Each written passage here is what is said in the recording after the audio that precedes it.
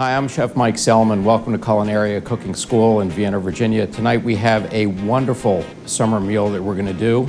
Tonight on our menu is a fresh tomato gazpacho. We're going to be doing a lemon semolina pasta with a fresh tomato sauce with a little bit of crab meat in it. And for dessert, one of my all-time favorites, blueberry bars with honey vanilla ice cream. I know it's going to be a great meal tonight. Come and join us at Culinaria Cooking School.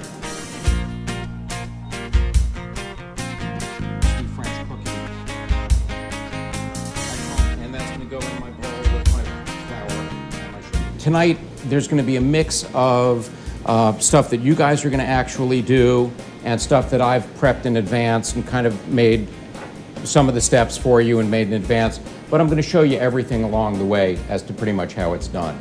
Cooking is about tasting and touching and feeling. Pastry is very precise. I'm not much on pastry. Decent pizza dough, a mediocre loaf of bread, the blueberry bars that we're going to do tonight. That's me in pastry, but I'm a cook, and it's all about tasting and trying stuff as you're cooking and going along and seasoning stuff properly.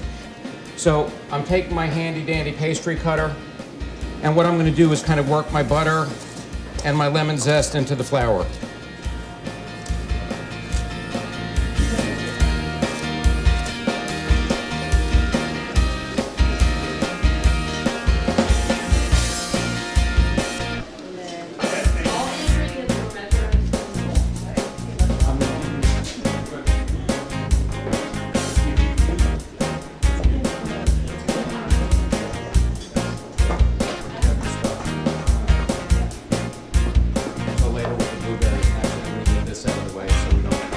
Basic ingredients for a classic gazpacho are going to be tomatoes, cucumber, onion or scallion, tomato juice, red pepper,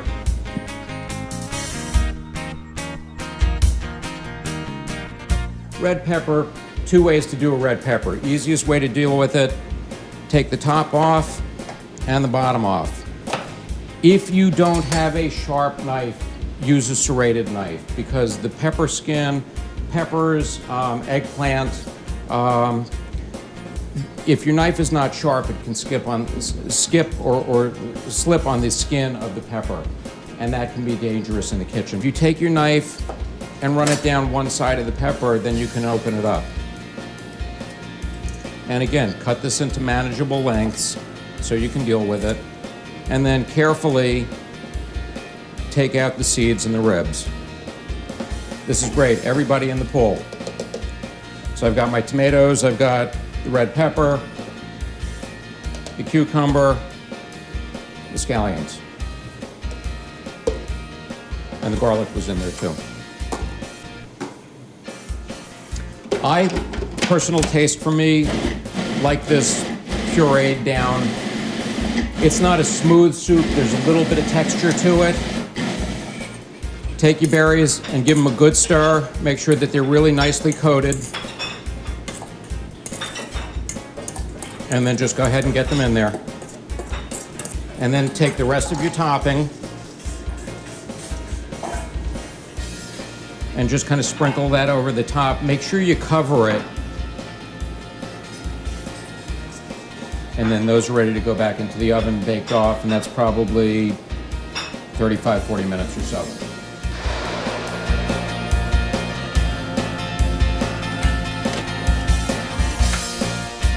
That's not going to fit through there. That's the first step. Let me pass that around because I want you guys to feel it just coming out of the fridge. And this is a little bit tacky. So what you need to do, and what we've got set aside for you guys, is what we call bench flour.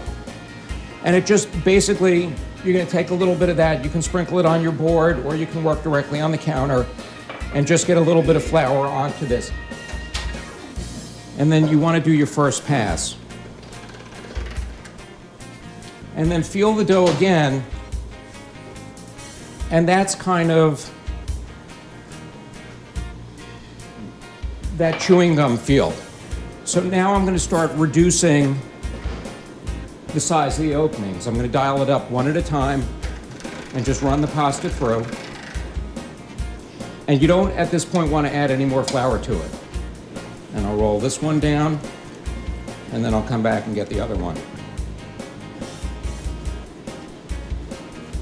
So there's my sheet of pasta, okay?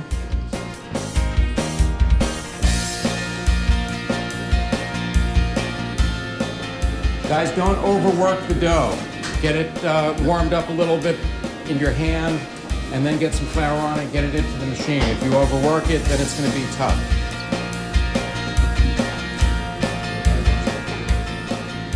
When it comes out of the cutters, you want to put a little bit of semolina on your pan and then sprinkle the pasta so it doesn't stick together. When you put it into the hot water to boil the pasta, all of that semolina is going to come off. But if you don't, if your pasta is not dry enough, it's going to stick together on the pan, and then you're going to have a clump of pasta rather than nice individual strands. So I changed my crank over to the pasta cutter. I'm going to run it through there, just kind of gather it up in your hand and let it fall in there, and just give it another sprinkling with the semolina flour. I want this on a pretty low flame. I don't want this too high. And I just really want to warm this sauce, so actually I'm going to take that off the heat. And this can sit now until my pasta is cooked.